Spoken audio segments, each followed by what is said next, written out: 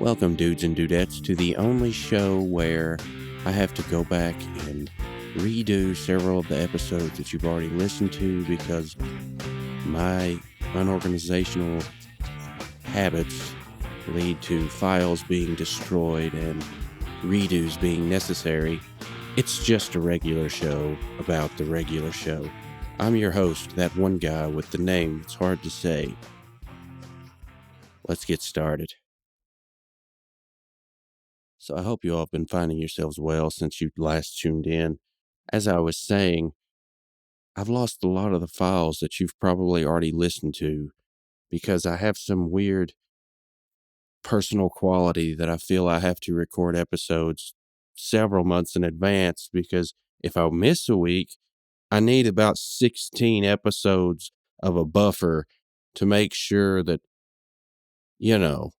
I'll have enough to put out there on a consistent basis and all that. Looking through my hard drive and everything, trying to run off stems and all that jazz. And, well, I found some of them, but I don't know what I'm going to do. That's just part of being me. Anyway, I hope you all are doing good. Other than that, I found out some other news today that wasn't the hottest. But other than that, doing pretty well. Can't complain. Still healthy. Lord's blessed me. So, pretty good all in all. Got several tracks, music tracks that I'm behind on mixing. And with as bad as I am at mixing, it probably about 6 months, 8 months till I get even those mixed. So at least it's enough to keep me busy. Anyway, guess in other news, the hing of the kill. Yes, the hing of the kill. The King of the Hill re-binge is going pretty well. I'm getting into a stride of good episodes again. Still missing Johnny Hardwick. Can't really. It's kind of how I am. Once somebody passes away, that I'm pretty fond of their work. Takes about 2 or 3 weeks, but then I really kind of go on a deep dive, getting into their stuff. And I was looking back on YouTube today on some of his stuff on his channel where he would do live renditions of songs as Rusty Shackelford or Dale Gribble, and he has a version of Let It Be called Pocket Sand, and it's just as wacky as you think it'd be. And he has one, I think it's Imagine, but it's called Orange. It's it gets a little political, but it's very creative though. I mean, it's the guy's body language was very much like Dale Gribble's, and man. Yeah, just the guy's going to be sorely missed. I know I said that probably the last 2 podcasts, but man, such a good talent. Made that show great. Other news that you don't care about. I went to the gym today. Woohoo, good for you. You got out of your house. Give him a medal. Yoo-hoo. No, went to the gym today as I do, some days now. Used to be every day, way back when. I'm really old though. So I go occasionally. But, went today because there's a grand opening going on today. I ended up getting up early for a Saturday. Normally Saturday, I'm, asleep till like 2 o'clock or something. And today, maybe not 2 o'clock, but last weekend, I probably daggum slept 45 hours out of the, probably not 45 because there's only 48 in a weekend, but quite a bit, probably like 30 hours out of them 48. I was pretty worn out. This weekend, though, I went because there's a grand opening at the gym. Got up at 8, not intentionally, just got up and moseyed my way out there. They were giving away all kinds of stuff like IV electrolytes and I don't know, gift certificates to tanning salons and an ice cream place, and people were eating cake. It didn't. No, I swear this isn't an Anytime, not an Anytime, Planet Fitness, Planet, whatever. They had cake though, and barbecue set up, and junk. And I was talking to a couple students that I had last year. One of them's my cousin, and her mom was there.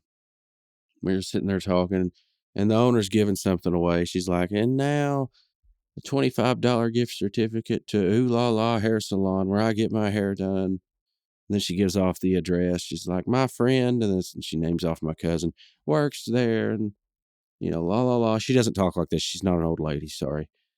But she ends up giving the thing away, and then her son runs up and he's like, Can I say something on the mic? She goes, sure. And he gets the mic, and I swear he goes, this kid's probably like 5 or 6. He goes, D's nuts. And then he runs off. And I thought, man, that just made my day. I wish they would have caught that on TV, but they didn't. And then I looked, and the kid had a lemonade stand set up. And the price for lemonade was $1, but $1 had been marked out, and $1.50 had been written beside it. And I thought, man, price and demand, or supply and demand. Yeah, there we go. That's it. So yeah, good day, good day, good show, good show. Real quick here, before I start talking about King of the Hill on a regular show podcast again, real quick, I want to give you a recommendation. It's sort of a retro recommendation. I like retro stuff. I like new stuff too, but retro stuff, man, nostalgia, there's no better feeling, Normally, I'd like to give you like a game review or something, an old movie or an old music album to listen to, but I haven't really been able to do a whole lot of that recently. So I'm going to give you, it's not even really a review, more of a recommendation of something that I saw on YouTube a little while back. And it's of a Doom mod. And I think it's called My House.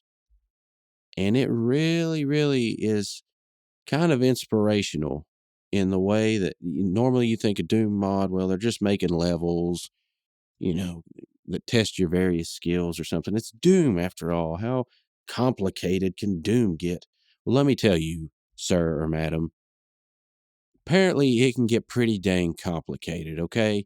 This is fine storytelling built into the world of Doom, where you have to go back and you're looking at files and journals that you download and all this shit. Well, I don't know if you download it. Maybe you find it in the game, or it's built into the files of the game, or whatever. I don't know. But you're looking through journal files for clues of where to go, and there's all this cryptic crap going on, and there's all these orders of events you do, and you can like warp one time, and there's all these specific rules, and then you get to this one spot, and there's this car with the most mysterious song on the internet. I don't remember what it's called. Something like Ride the Wind or Like the Wind or something. Nobody knows the band that does it. It's a pretty decent song. I mean, it's got that feel to it. That weird, uncanny valley type feel. I really like that. Uncanny. It's like, for those of you that don't know what that is, I'm going to give you my ignoramus definition. Mind you, this isn't textbook, but uncanny is kind of like when humans see something and it unnerves them because there's something just unnatural about it. Like when you see a face upside down or something, or the features of a face are upside down, you can't really process it until you turn the image upside down and you see, hey, they flipped the lips and the eyes and the nose or something. And it's like, that's not natural. But it really unnerves you because it's unnatural and it's kind of creepy. But it's still, this song's still got a nice vibe to it, though. It's kind of one of them deals. Anyway, great storytelling, very inspirational art, in my opinion.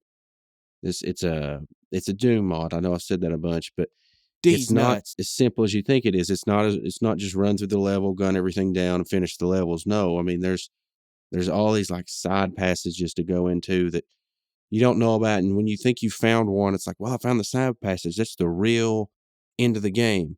No, there's all kinds of crazy things. You go back through multiple playthroughs, and it just keeps getting more complex. And there's puzzles that you wouldn't really know about unless you read those journals that give you the clues. And it's just really interesting stuff. And I'm kind of into that now. I don't really play Doom. I haven't played it in forever, but I'm kind of, they kind of got me hooked. I really hope that somebody comes out with another mod that's something like this, because you can tell they really put effort into it. And I super enjoy stuff like that. But anyway, like I said, back to King of the Hill. We'll get to regular show, I swear, because we all know that's why we're here. And it's a good episode, by the way. But the King of the Hill revival, as far as from what I can gather, which I don't know why I'm doing this because it's not really news. By the time this show comes out, the revival will probably already be put out. But the King of the Hill revival, I think, is still supposed to go on because I think Johnny Hardwick had already voiced some stuff for Dell. And I probably said this in the last episode, but they'll be able to get a voice actor to kind of fill the shoes or AI. Now, granted, Hardwick is irreplaceable in my opinion, but you know, great character, and it's not a reason to completely end the show. But and I hate to keep circling back to this. I'm sorry, but I just gotta talk to somebody about this because man, I don't have many people to talk to. The ones I do, it's one of them is just a blue freak, and the others, I don't know, it's a meatball, and they're kind of mean to me. But a bald-headed dude and some guy that runs around in I don't know, some William Shatner mask, whatever. Anyway, the death of Johnny Hardwick kind of makes me appreciate the other characters, the other voice actors, yes, that have passed away that were on King of the Hill. The character of Luann, oh my goodness, just watching back through the show again, I cannot believe how I overlooked how great of a character that Luann Platter is. So some of the best lines come from her, and I cannot believe. I guess I just always took that character for granted, but man, such a great character. And then let's see, there was a couple more. Well, Cotton Hill, obviously the character passed away. Cotton was always one of my favorite. Him and Buck Strickland were two of my favorite characters, but and Cotton is a great character. But it'll be cool if they do callbacks to him, like flashback scenes with Hank. But I do believe they'll be able to do the show without him, or for the most part. One thing I'm curious to see is how the lady that voices Bobby Hill is going to manage, whether she can still pull that voice off or not. Well, especially because it's supposed to be a 15-year time lapse, so Bobby's going to have to sound older. So that's going to kind of be interesting. But there's another great character that I always took for granted. But man, Bobby Hill is such a good character on that show. In fact, I'm just going to put it out there, but I think King of the Hill is like a 10 out of 10 on how to write a good character, multiple good characters, because just about every character in that show is so well written and they all play off each other's dynamics so well. They all serve a specific role. It's just such fertile ground for character interaction. Now, there's other good shows. Regular show is pretty good with the main core of characters. Great, I would say. But I'm going to say that King of the Hill actually tops it. Regular show is more of, in my opinion, regular show was one of my favorite shows because it's a 10 out of 10 on the feeling of brotherhood. Yes, that would be the term for it.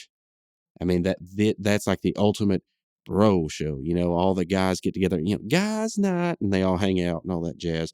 That that and absurdity. I mean, and then the nostalgic jokes. Those are the plus I think regular show probably has the best ending in probably all of any animated show ever, maybe any show ever. And I know that's a bold statement, but man, it kills you when you get there. Or I won't say it kills you, but it's kind of the ending. It's like that's not the ending I want, but that's the ending that this show needed. So yeah, fantastic. And further updates before we move on. The Aqua Teen, the Aqua Teen, the Clandestine Five, I guess they're calling it, the 5 new season episodes. Maybe from what's his name over on Dancing is Forbidden, Ronnie, from what he's saying, I think 2023 might be the year that they come out. So, we only got a few months left in this year. And that might be me inferring a little bit too much into this. But yeah, I'm really looking forward to that too. Because man, that I don't know what that show is a 10 out of 10 on, but it's definitely a 10 out of 10 on something. I don't know if it's one-liners or what, but Yeah, and I know I keep harping on those things. I'll tell you another show, in my opinion, that if you can give it the patience and the time, in my opinion, a 10 out of 10 for nostalgic reasons is Yu Yu Hakusho. And it's not going to be for everybody, obviously. But if you're into Dragon Ball Z or stuff like that, watch Yu Yu Hakusho because, in my opinion, it is, once again, the characters are just better. And I know it came along later, but the writing is just better. The conflict's better. The characters are better. Not everything is super over the top. Hey, we're going to blow up the universe with our fingertip type crap, just, and there's humor. I mean, it's just, and I love Dragon Ball Z for what it did, especially like Dragon Ball and Dragon Ball Super. I watched through it too, uh, I don't know. I'm not especially fond of where they're going with it, but once again, I've said this before, I'm sure. What the crap do I know? I haven't written a whatever selling cartoon or album or whatever. I'm not a multi-platinum artist. I'm a nobody that's telling you about the regular show. Eventually, I mean, I'm going to get there, folks. Um, and even Dragon Ball GT, I didn't like the story in it, but the art, I really liked the art. Anyway, Yu Yu Hakusho, I think it really is that sweet spot of 90s anime where the music was right, all that city pop stuff. Oh man, fantastic. Great story writing, great animation where it was still hand drawn. There's just a lot of effort that went into that. And I'll get into recommending some other anime to you too, because I've seen a bunch of anime. And I usually, the older I get, the more I swing toward like single season to maybe 2 season type animes, stuff like Steins Gate, Claymore, stuff like that. Claymore, man, that's one that deserved several more seasons, but it didn't get it. Anyway, rambled long enough. We got to move on to the show at hand, the one that deserves our attention, regular show. The episode we are going to be talking about is Peeps. Now, let me pull up some information on Peeps here and tell you what was going on around that time and all the jazz with Peeps. So, Peeps aired January 17th, 2011. I'm not going to bore you with more college stories because I don't know exactly what I was doing in 2011. I mean, I know where I was at. I'm not going to tell you about me getting tickets or any of that jazz. I was a loser in 2011 too. That's okay. You know what? Look at all the haters now. I'm here doing a regular show podcast that 12 people listen to. Ha ha. They can kiss it. All right. And then my professor said I'd never be anything. Psh, what do they know? Look at me now. That's right.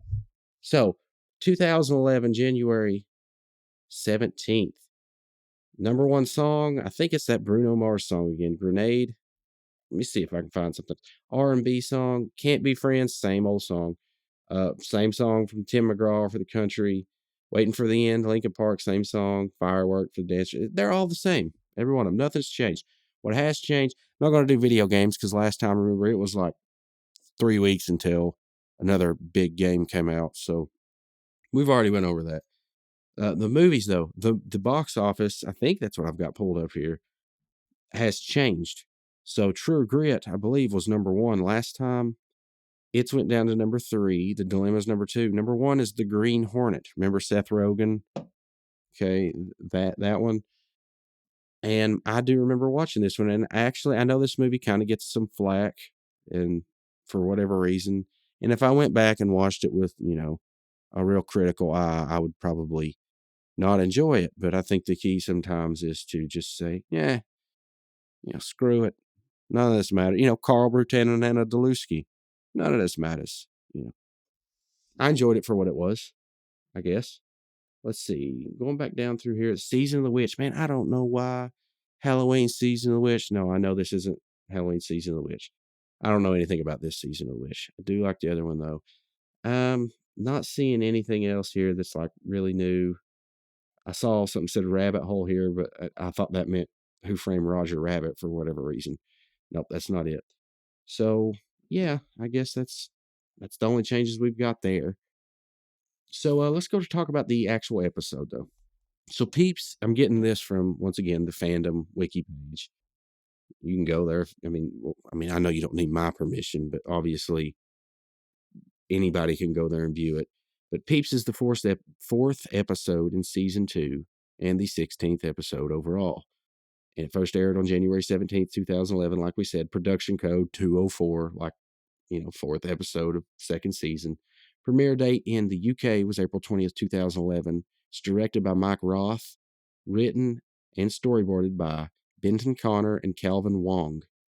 Previous episode, the last episode, we did Appreciation Day, which I actually really enjoyed. And the next episode is Dizzy. So let's see. Anything, the synopsis here. Benson purchases a surveillance system for the park to prevent Mordecai and Rigby from slacking off. That kind of, if you just read that, it's kind of like, well, this is going to be your basic run-of-the-mill Monster of the Week episode or something. But there's some memorable scenes in here, for it being just the second season. There's some fairly memorable stuff in here. So the voices here: Mordecai's J.G. Quintel, as always; Rigby, as always, William Salyers; Pops Benson, Muscle Man, Sam Marin; Skips and the infomercial boss is Mark Hamill; Margaret is Janie Haddad, as always, and I think she's also on that what's it called, Close Enough, that J.G. Quintel does for HBO Max. I'm not sure if that's still going on or not. I've watched like 2 or 3 episodes of that, and I thought, it's all right. Don't get me wrong. J.G. Quintel humor is, good, but I thought, I don't know, there's something magic about regular show where it's I don't think it's really for kids, but it's kind of like that Aqua Teen thing where if you just kind of saw it from the outside, it's like, this kid show, but not really. I mean, there's more mature humor in there, and even the stuff that's not, there's just something whimsical about this show that I really love. Kind of like Animaniacs. I'm getting down a rabbit hole anyway. The infomercial voiceover is done by Roger Rose. Now I looked him up, I should say, and he was in, let's see, what is he known for? There's a bunch of stuff. He's in, the first thing that I noticed was Friday the 13th, Part 6. So I guess he actually acted in that, Justice League War. I remember that one. I've seen that one a few times. I think I might have that one on DVD. Let me see here. The Metal Gear Solid 5, he's just an extra. He's done a lot of, so this dude is definitely a professional voice actor. He's done a lot of extras work. There was one particular, he's done some stuff for Batman the Animated Series. There's something that really stuck out to me though when I saw it, and he's done so much stuff though. I'm just going through here, and it's crazy. Let's see, Men in Black the series, Hercules, Babe, Pig in the City, Sylvester and Tweety. I'm just reading them off. Burning Rangers, Cow and Chicken, Invasion America, Oh Yeah, cartoons, Zork, Grand Inquisitor, Animaniacs. So he did the voice of David Letterman on Animaniacs. Pinky and the Brain, he was the voice of David Letterman and Man Number One, the ever important role. What was it though? I cannot find. See, the real adventures of Johnny Quest, Superman, the Last Son of Krypton. So he was Gilbert on Batman the Animated Series, and the Jaguar Shaman, and a patrolman. Where on Earth is Carmen Sandiego? Bonkers, Love Bites, Seinfeld. He was Mark on Seinfeld. Tom and Jerry's Kids Show, Tiny Toon Adventures. Here we go. Hiram Heap, Taxi Driver, and a reporter. So he's done a lot, and that might be like 1/20th of the stuff he's done. I mean, it's, when you look at a professional voice actor's portfolio, it's usually out the high end for how many like tiny roles they've taken, and crazy, man. A lot of video game stuff too. So yeah, he does the voice of the infomercial VO, which that makes sense. We need something that's very over the top professional sounding. Let's get a guy that does that for a living. Let's see. The character of Peeps and the Peeps phone operator are voiced by Richard McGonigal, and that's not. I don't think that's Professor McGonagall's, husband or brother or anything. This guy, he's done a lot of stuff too. It seems like he might be just as much as an actor as he is a voice actor. He's done a whole lot of Tom and Jerry stuff. I'll tell you that right now. A lot of Ben 10. Most recent, he's done a couple, well, I wouldn't even call them recent, which is crazy because to me, anything past 4 is still a modern movie. It's like that's a new movie that just came out. But 500 Days of Summer, that came out in 2009. He did Justice League War as well. He's done a lot of just normal movies though, or live action movies. Howard the Duck, Tom Hanks movie in '85 called The Man with One Red Shoe, The American President. Let's see, Last Artifact, McShane, Winner Takes All. He did a voice for the Summer of Camp Caprice, As Told by Ginger, the old Nickelodeon show. I do remember that one. Video games, he's done Uncharted 4, A Thief's End. So there we go. Richard McGonigal. He's doing the voice of Peeps and the Peeps phone operator. So yeah, the characters in this episode. Obviously, we're going to be seeing Peeps there. Margaret makes an appearance, so there's that. We're going to have Muscle Man and Skips, and if you got Muscle Man, you're probably going to have High Five's Ghost, and vice versa. They're kind of a pair deal, which I think is great.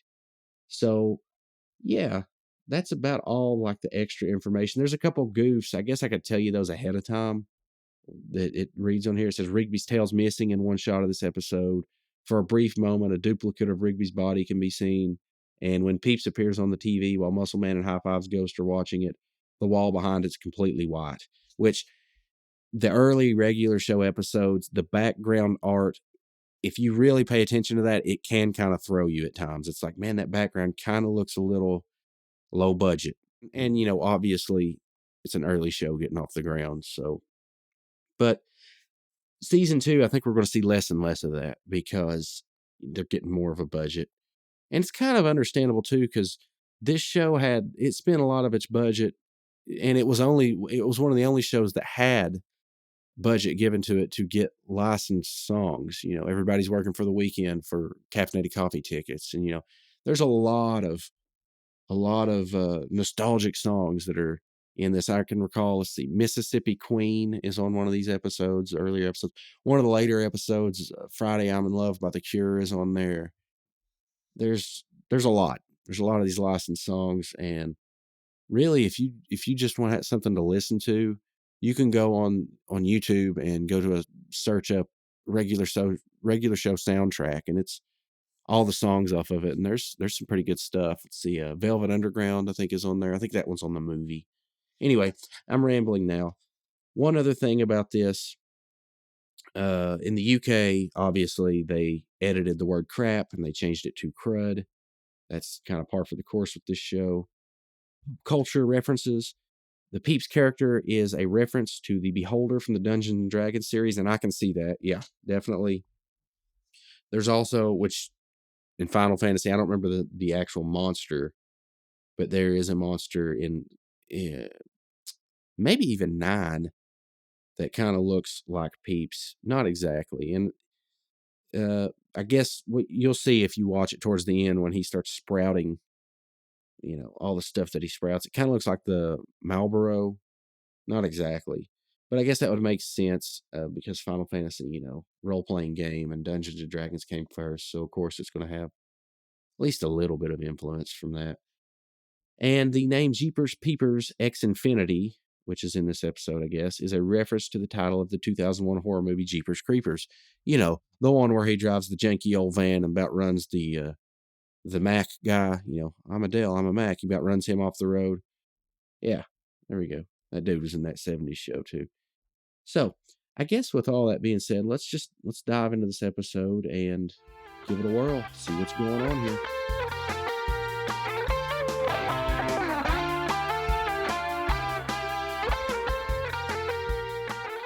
And the episode opens as usual with the birds chirping, on the little nothingness screen, and it opens up and there's a truck parked outside the house. It's daytime in the park, and Mordecai and Rigby are washing it, and you find out they're having a staring contest though, and they spend a good 45. Well, I think it's the 38 second marker where it happens. So they spend probably 25, 30 seconds on this gag, but Mordecai says, "Okay, ready?" And Rigby says, "Ready, yeah." And they're having a staring contest. So they're staring at each other, and Mordecai's like, "You're going to blink," and Rigby, "No way," or maybe vice versa. I don't know.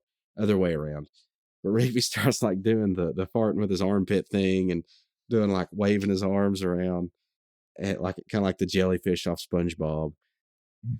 His eyes start to well up, and then he goes off screen. You hear him go, pew, and he's got a laser pointer, and he shoots it right in Mordecai's eye. And obviously that's going to raise an issue with Mordecai. You cheated and all that jazz.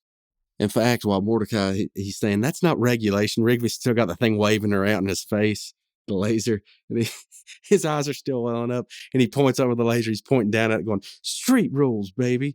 And then Benson, you hear him, "What are you guys doing?" And he pokes his head out the window. He says, "I told you to wash that truck." And I think he says like an hour ago or something. And they said, "Oh, we were just taking a break." And they dip their sponges and they start washing off this truck that I don't think we see ever again after this episode in the series, but they start washing it off, and Benson walks away from the window, and then he turns around and he looks back out again, and they're doing the staring contest again. So that kind of drives him up the wall.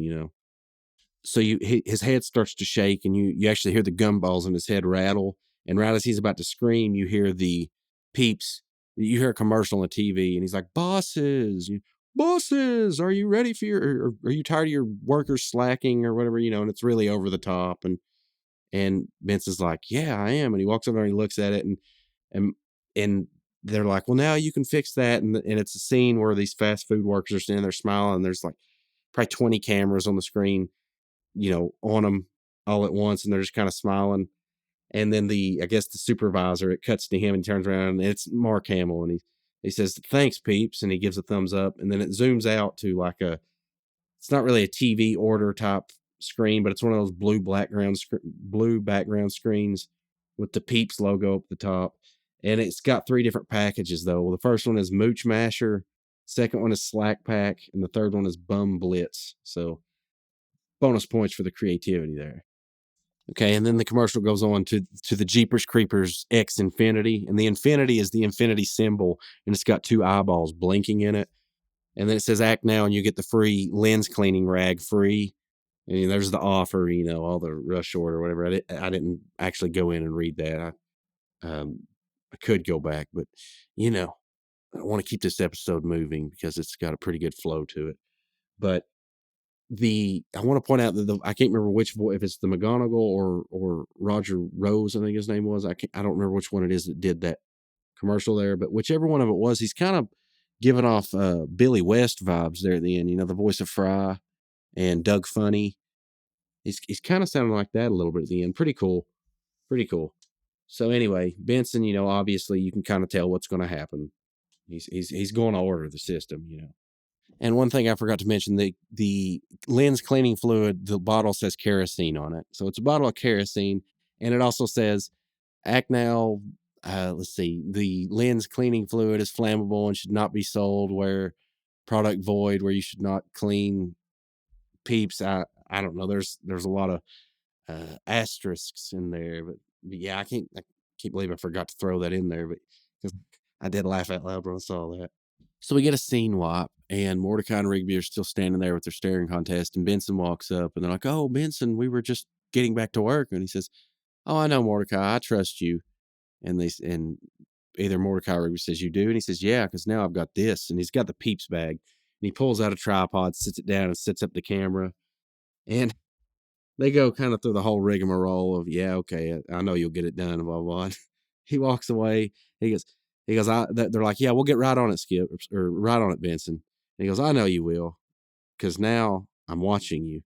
And he walks inside, and he's like, "I don't think he trusts us at all." And he's like, "No duh, he doesn't trust us. He put a camera right in front of us."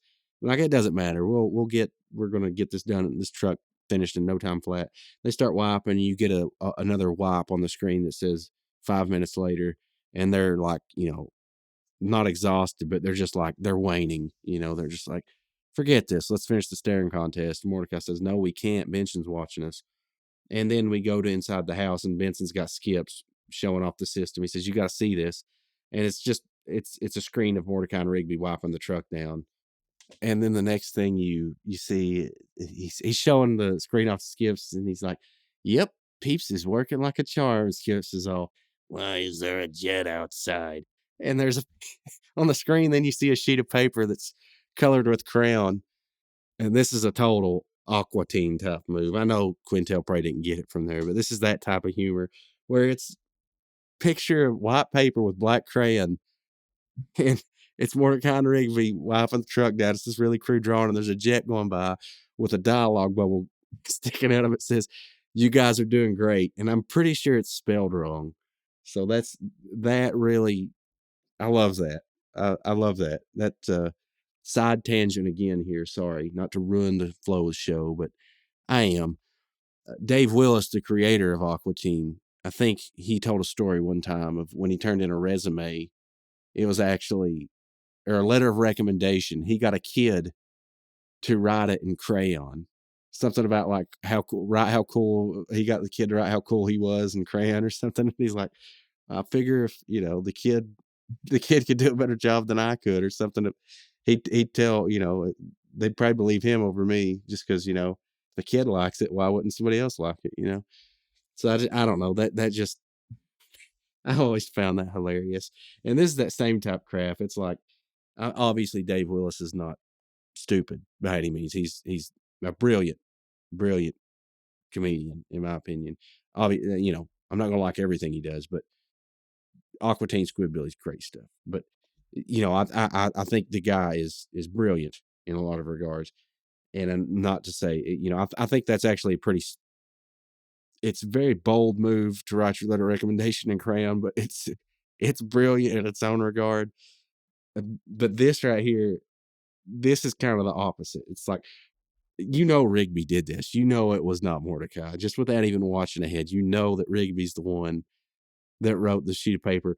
And that's probably why it's spelled wrong too. Uh, just how dumb do you got to be to believe that your boss is going to fall for that crap? But this does remind me of when the pandemic happened and we had to do virtual school. You would see a lot of junk like this when the kids have to have their camera turned on. That just stupidest crap put up, and they'd have stuff like avatars put on there, and if you weren't paying attention, they'd get you every once in a while, but got to catch that stuff. But this is that same type of thing. So Benson goes out there and he rips up the paper, and Mordecai and Rigby are still standing there at the truck. They're just doing the stupid staring contest, but he rips up the paper and he gets mad, get back to work now. And they start wiping the truck really hard again. He goes inside, picks up the phone, and he calls Peeps, and he's taking them to level 2 now. So then you see the scene wipe, and they walk into the coffee shop, and they've got like these backpacks with arms sticking out of them. They got a camera attached to them, and they're zoomed in on the guys' faces. And they can hardly fit through the door, but they get down in line and they're like, well, at least we can finish the staring contest. And they start to look at each other, and then the cameras, they like pan down and zoom in on their face. So they're just staring at the camera. So that's a bunk idea. But then you hear Margaret call next. And, I'm sorry. Rigby says that his backpack's really chafing him. And just the way he delivers that, the voice, it's one of them lines. It's like, that's not that funny. But when you hear him say it and you see the animation, it's like, yeah, that's pretty comical. He's like, this backpack's chafing me. And he's kind of moving around, grabbing at his armpit and stuff. But anyway, they move up in line, and Margaret gives usual, her usual enthusiasm. That's pretty much the type of character she's been up to this point. I like the character of Margaret, but a big complaint I see about her is that they don't like the way the character develops because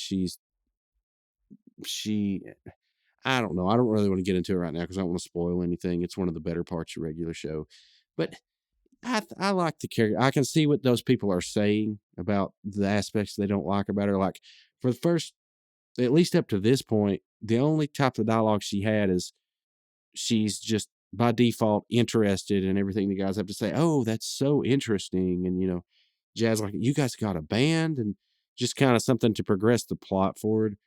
But at the same time, I like the character. I don't have any complaints about it. It is what it is. And I think the Janie Haddad does a good job voicing her. She's like, are you guys doing says, are you in some kind of documentary or in a movie? And he says, yeah, we're in a documentary or something. It's an indie documentary. It's so indie that only one person's going to see it. And she's like, what's it called? And then Benson comes through on the speaker and he's like, it's called Slackers 2, the return of Mordecai and Rigby from their lunch break or something like that. That's totally Benson. Stick it to him, man. I love it. I love it. Another thing to point out here too is a little bit of character development for Mordecai. When Margaret asks about what kind of movie it is, he says it's just some obscure art house stuff.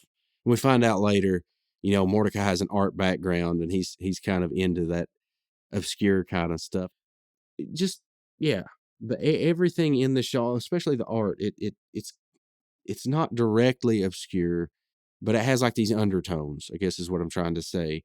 And right here, I just think it's a nice little bit of character development where Mordecai just kind of comes out and acknowledges that.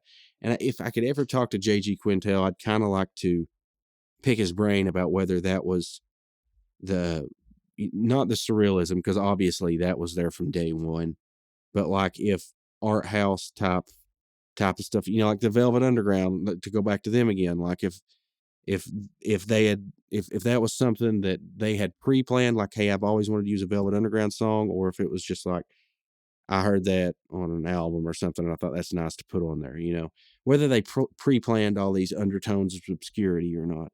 I would really like to pick his brain on that, but you know that'll probably never happen, but one can always hope. Anyway, the scene shifts to back at the house, and now it's Benson watching dishes being washed on the screen, and Pops comes in the room this time instead of Skips, and I think he says something like, I don't know exactly what the word is, but what is that fancy geek call or something? I don't know what that word is, honestly, but like that fancy contraption, and he Pops, it's called Peeps. Come here, I'll show it to you. And he's got two screens. He's like, right now I'm watching Mordecai and Rigby do the dishes. They've been working for 3 hours. Or Pops, initially after he shows the screen, he goes, no, I meant that. And the computer mouse shows up on screen, and he grabs it and he puts it up to his face, and he's kind of fidgeting with it, and Vincent says they've been working for 3 hours, and he's still got that mouse up by his face. And he's holding it. You see him look over with that big grin he has, and he's like, 3 hours, they deserve an award. And, and Vince, just the way he says it, dumb little stuff like that always cracks me up about him. It's just so creepy, but it's lovable too. You just got, I don't know. It's just like this show. He's kind of like the cherry on top of this show. But Benson, and that's not, Pop's, his character development obviously is going to get way deeper, but just right now, the role that he serves, he's kind of like the creepy old guy on the show. That's that's the role he plays, but does it so well. He's not so much later. He actually becomes a great character, but anyway, Benson says, you're right, Pops. 3 hours, that deserves a word. It's time to pull out, and this is such a Benson term too, time to pull out the employee incentives. And he gets the drawer out, and it's the box, and he goes, I hope these babies are still good. He takes this lock off the box, and there's like one paper inside, and he pulls it up. And it's on the screen, and it's just a coupon for a free personal pan pizza. But Pops feels the need to read it out. And he's like, "Oh, Luigi's free one topping personal pan pizza," and then he's got to read the little asterisk at the bottom, with purchase of equal or greater value pizza. And that it's kind of like, it's not. I don't know. I mean, obviously, if your employer is going to reward you with something, be grateful for it. But it's kind of like one of them times when, like, I don't know. It's kind of like making a big deal over. It's like, well, I still got to buy a pizza to get this thing. And it's I don't know. It's cool. It's cool that they're getting the incentive, but just the way that Pops reads it off, it's kind of like more insulting than it is anything.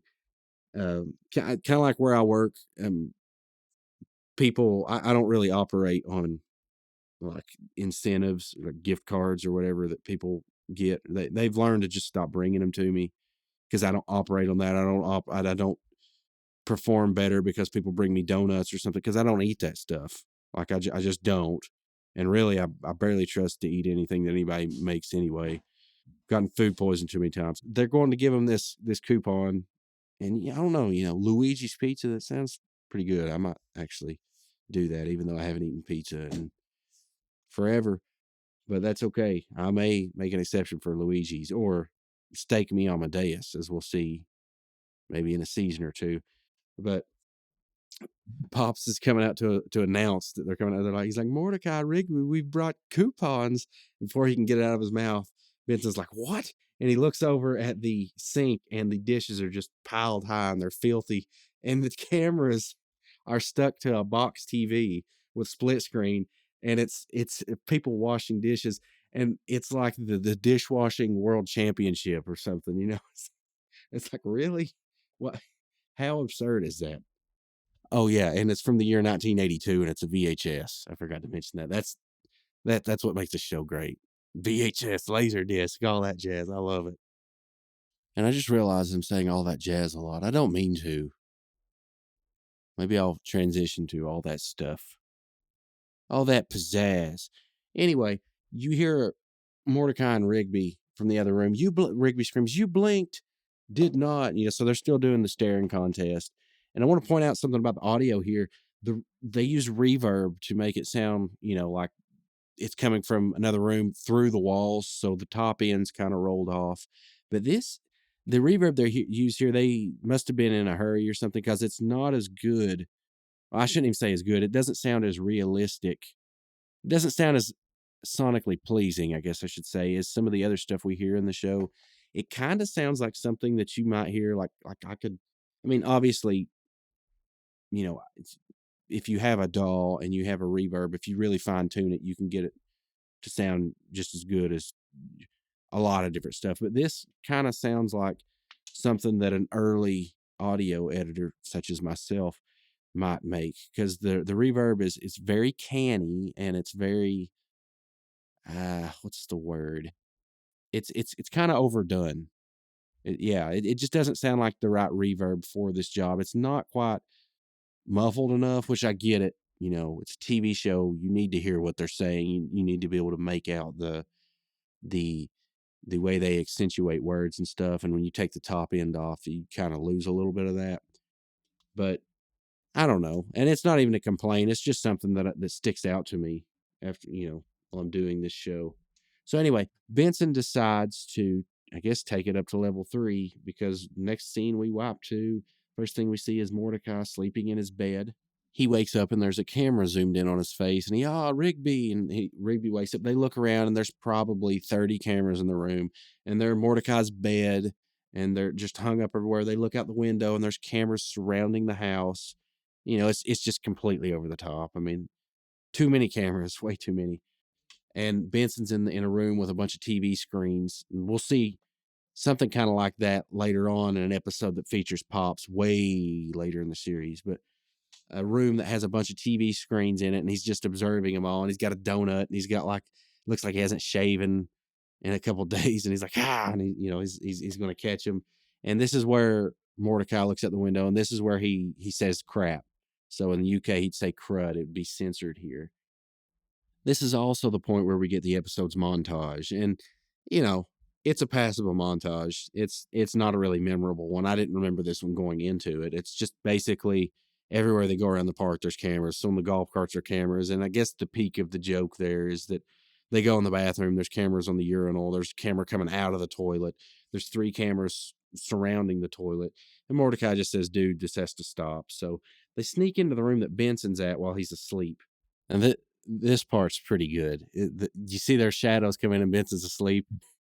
Mordecai goes, "Did you bring the hacking device?"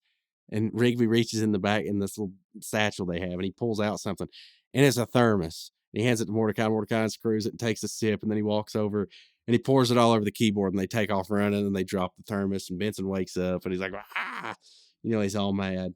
So of course, he calls Peeps again, and he's like, "Upgrade me to Jeepers Peepers X Infinity now."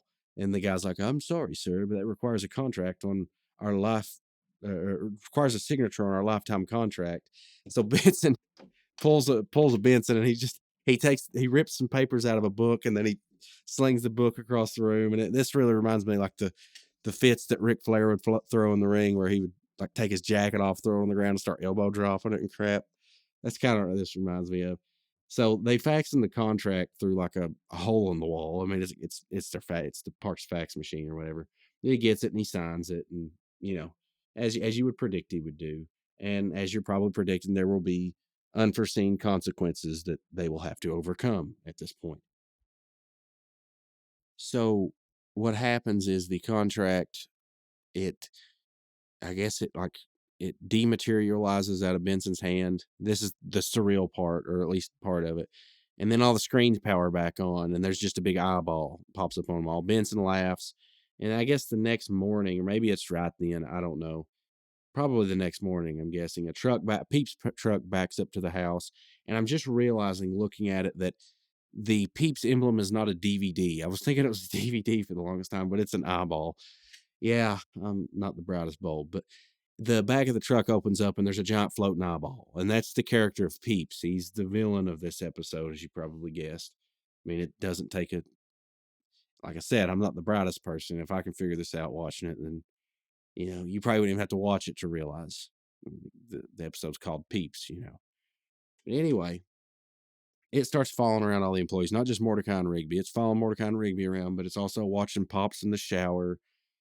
Muscle Man high fives a ghost are on the couch watching what looks to be like a drag race, but it's like a tractor in the mud or something.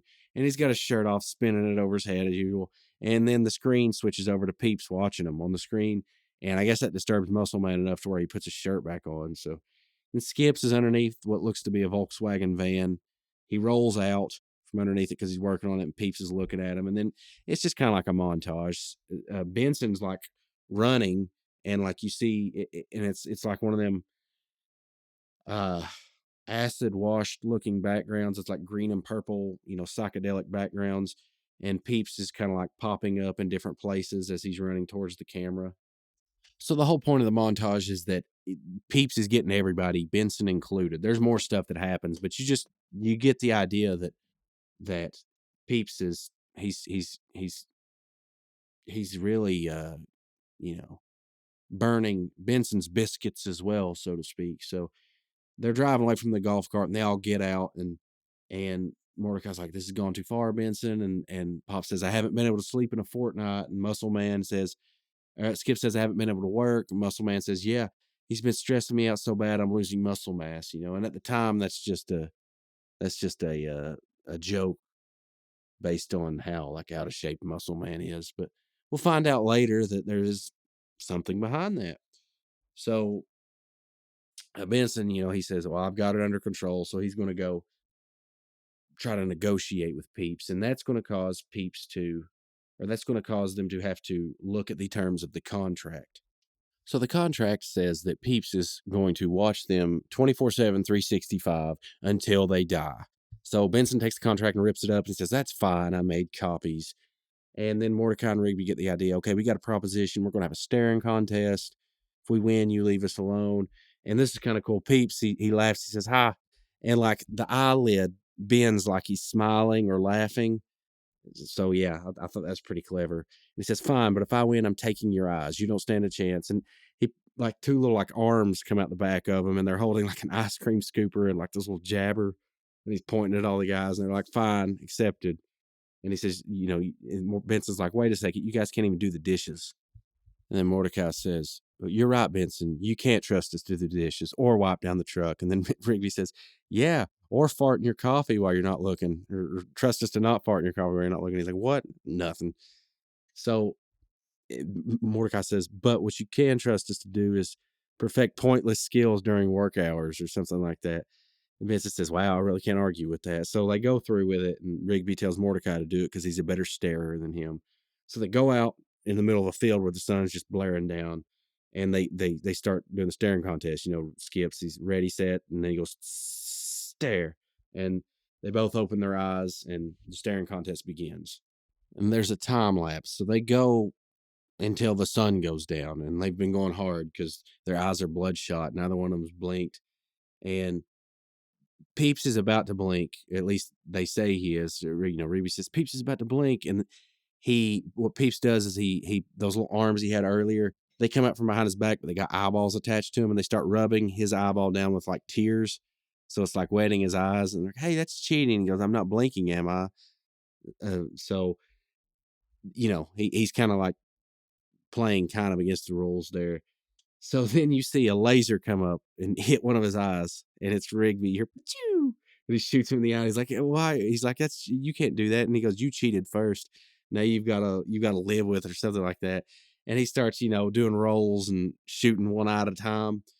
And there's a few different like little scenes like that. But then the funniest one is where Rigby he's just running at him in a straight line, and it's like really slow, and the animation it's not bad. It's just like awkward looking, and he's just going "Pachoo, pachoo, pachoo," like a shotgun, and it's like so slow, like he's like strafing or something, like he's running like he's being shot at, but there's like nothing. He's like running from nothing. He's just running for no reason at all, and and then it shows him shooting it like a machine gun. You know, Once he's done, he's like panting, like it's real heavy, like Rambo or something, and it's ridiculous, but I don't know. It's one of the things you look at. It's like it's not super over the top, but it's and it's not even that clever. It's just humorous. It's kind of an anticlimactic ending. It's not even like that's how they beat Peeps. It's and they all throw their hands in the air, and are they going to have a twist ending or not? I don't know. We're going to have to watch to find out. But yeah, Rigby's got the little Rambo bandana. It's like I that kind of seems like something they probably maybe they had that idea in mind before they created this episode, and they kind of maybe they built the episode around it. Maybe, possibly, I'm not sure. So it's not a twist ending. You know, the Peeps, he says, this is not regulation. He's got the big eyeballs left. And Rigby says, street rules, man, street rules. And and he shoots the eyeball and it catches on fire. And Peeps like runs over into the river. And that's how they beat him. And then the ambulance comes and pulls him out by chains and he's being drugged. And he goes, all I see is darkness. And then they drive him off. And Benson gives the whole, I hope y'all learned something from this. And Muscle Man's like, I learned that Mordecai can go a really long time without blinking. And Mordecai says, actually, I can't blink anymore because his eyes are stuck and they're all, and he says, has anybody got any eye drops? And they hand him some. And like he tries to put them in his eyes, but they evaporate before they get to his eyes. I guess that's like saying that his eyes are really hot and they've got heat coming off of them or something. Not quite sure. But that's the end of the episode. That's how it ends. And once again, it's not the greatest ending to an episode. It's crazy for a show that has, in my opinion, the greatest ending to a series. A lot of the endings to the episodes aren't the greatest. And that, don't get me wrong, there are some phenomenal endings to the episodes here, but these early ones especially, a lot of them aren't the greatest. There were some edgy ones or a lot of endings that stuck out because they were part of edgier episodes during season one. But these, I guess that's kind of why, uh, not really spoiler alert. I've already mentioned this, but some of these season two episodes run together in my mind because it's not that they don't have great content in them. It's that the ending doesn't stick out to me. But, that, like I said, that's not to say they don't have great content in them. I enjoyed this episode and Appreciation Day and Hello Governor. Uh, you know, whenever I watch that one, I enjoy it too. So, this one I'd say is probably right on par with Appreciation Day. It's got some things it does better, and it's got some things that Appreciation Day that it doesn't do as well as Appreciation Day, and that's really to my surprise because the way I remember these in my head, this episode seemed like it was going to be way better than Appreciation Day. But I'm sorry, excuse me, Appreciation Day. But but this episode, it's great, but Appreciation Day hung right in there. So different different types of episodes as well. I mean, obviously they both center around Mordecai and Rigby slacking and being irresponsible, but just different types of jokes. Nothing really, like I said, this isn't going to go down as the most memorable episode for me by far. The whole Rigby with the Rambo bandana is about the only thing I ever really remember out of this, and that's just because it's just a pop culture reference, basically. That's why I remember it. Still a great episode, but I think that speaks a lot about how good these episodes get once all the characters get developed. And they're still getting there, but like I said last episode, they're getting there now. They're really starting to do it. We're getting more stuff with Mordecai. We're getting more stuff with, let's see, last episode was we had some stuff with Muscle Man. We've already had some character development with Skips. We're going to eventually get some with Pops. Benson's getting a little bit of it. You know, he's pulling the insane temper tantrums and the Ric Flair just throwing crap around and just over the top strutting around crap. You know, so I'm enjoying it.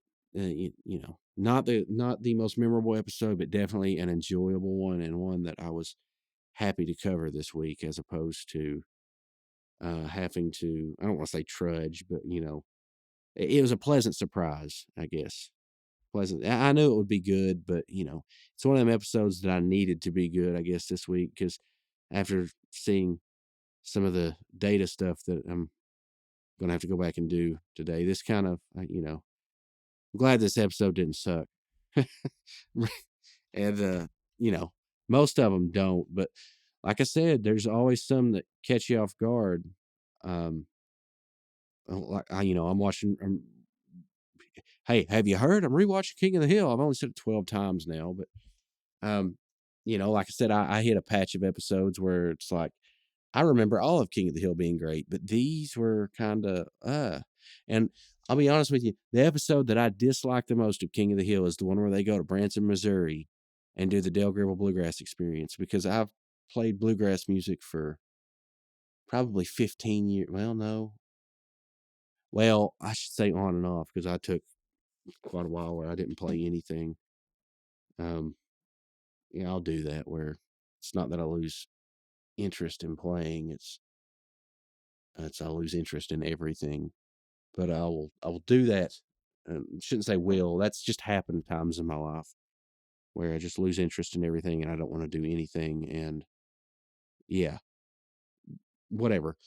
So on and off, I've played bluegrass for 17 years or so. So yeah, when I heard that episode, I'm like, that's not bluegrass at all. That's like the mainstream, you know, and nothing against Ricky Skaggs, but it's like the mainstream Ricky Skaggs, but now they're taking it and they're trying to commercialize it to the stereotypical Yankee Doodle hillbilly bullcrap that I mean, and I guess, you know, I'm not saying Mike Judge doesn't know bluegrass. Maybe he does. I don't know, because he's a very smart guy. Maybe in that episode, he was just trying to comment on how corny Branson is, and he was just trying to play into that. But man, the episode, you know, the first couple times I saw it, I thought, well, the Dale Gribble Bluegrass Experience, that's kind of funny, you know, his stand up bass that is a keyboard, you know. But the more I saw it, the more I see it, it's like, man, I kind of want to vomit when I see this, because it's just so inaccurate. That and the bodybuilding episode, the Macho Man voices towards the end of the series. But I think that episode's hilarious. So I don't care if it's like inaccurate or anything. I just think it's hilarious. But anyway, once again, I'm talking about King of the Hill. But you know, you're going to find episodes and series where, you know, not everyone's going to be your cup of key. Yes, once again, yep, Hang of the Kill and Cup of Key. No, not every episode is going to be your cup of tea, and it's the same rules apply to the regular show. You know, like Rigby's Body wasn't really my favorite. Meet Your Maker, not really my favorite, but you know, it is part of the regular show, and I'm going to appreciate it for that. It contributed to a show that's gotten me through a lot of, um, I guess, relatively rough times. You know, not that my life's been full of hardships, but you know, it's gotten me through some stuff, and I'm thankful for that. You know, um, so yeah, I guess the thing about some of those episodes is in any series, there's some of them you see, and it's just like what throws me, at least. It's like I can't see that as being canon. It's just too out of.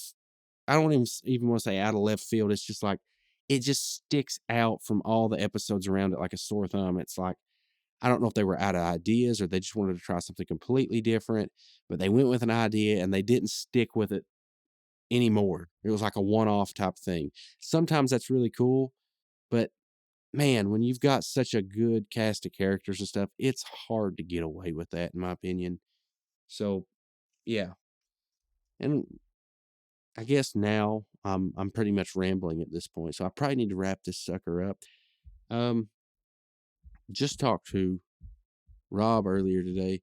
Don't know if for sure there'll be any more Turtles Forever episode. I'm up to do them, and I'm thinking he's up to do them. And I'm guessing there will. It's just I don't know where that's at in the air right now. I'm guessing there will be. It's not like he and I are mad at each other or anything like that. It's just it just kind of seems like a time of uncertainty. I'm betting though, if I mean normally I think he takes like these um extended breaks, and you know, rightfully so. He's got a family um to take care of and all that jazz. So, well, I'm sorry, all that pizzazz, man. Hey, you know, he's got stuff to do, and you know, I don't know why I'm talking so much about a person that's been on the podcast maybe once or twice, but you know, I would like to do a few more episodes with him on here, and I guess I was trying to plug the other channel I'm on. I don't know, Turtles Forever. There's a whole lot of stuff on there, and I'm not on nearly on all of them. He's had other co-hosts and whatnot. So, um, if you like Ninja Turtles, go give it a listen. And I think the guys that work for me now, they did some stuff on there. I think they may have done some regular show stuff too. Um, I don't think that sit too well with the listeners, but I think they did some regular show reviews. Didn't really sit too well with me either. They and they actually did they butchered the movie Clue is what they did. They went back, and I don't know what they were trying to do, but they went back and they put on a radio play. I guess they did that for Clue and Mask of the Phantasm, my favorite Batman movie. So that's what the interns that I did were. Right now, all they do is they mop the floor here. But I don't know. I mean, some days I'll come in and I'll see some of my equipment's been. Well, it's not in the order that I remember leaving it in. So something's telling me that somebody might be messing with it. Might have to have a talk with them, especially after this data's been seemingly lost. Not sure.